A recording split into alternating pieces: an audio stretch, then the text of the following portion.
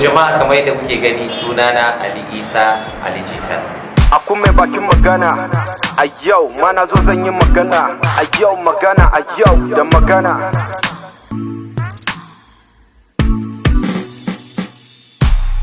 Aku mai bakin magana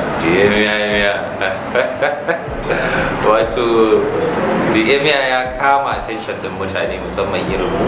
Farko da na ga bidiyon shi na ban wani episode bane, na akan magana almajirai, wannan abu ya taba ni saboda a lokacin ni kaina abu yana da so ya dauko salo da yanayin fadakarwa da kuma murya mai karfi da za ta shiga zukatan mutane. So abu ne da ya dauko gagarumi, sai dai yana buƙatar karfin gwiwa daga bangaren waɗanda muke cikin masana'antar da kuma waɗanda suke saurara.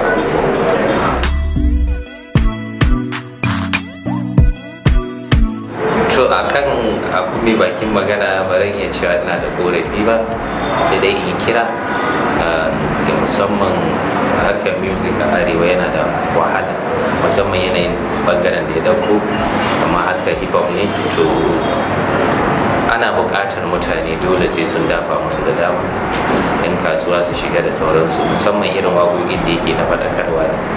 Da a ce watakila ya samu karfin gwiwa, ya samu doki ko daga ba gwamnati ba, wani ne yadda ake cewa yadda sauran artist suke a kudu, za ka ga mutum talent din ne da shi, amma komai yi mai ake, ma'ana suna musu gata. to ba ce ina da korafi ba, yayi duk abin da ya kamata yi, sai dai in ce ina da korafi ga al'ummar mu cewa a dafa mishi har a samu gaci.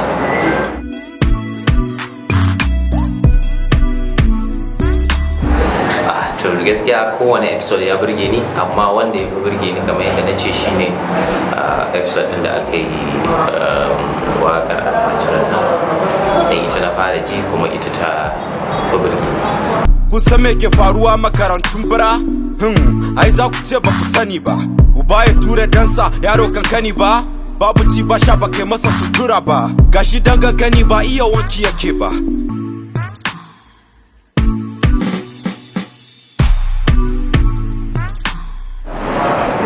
To kamar yadda muka sani, ka sani, na sani, kowa ya sani, matsaloli suna nan bincike a arewa.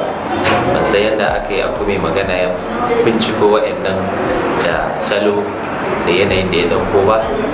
Na tabbatar na yadda da kwakwalwar shi ya zauna zai kawo mana abubuwa masu daɗi, masu nishaɗantarwa kuma da faɗakarwa.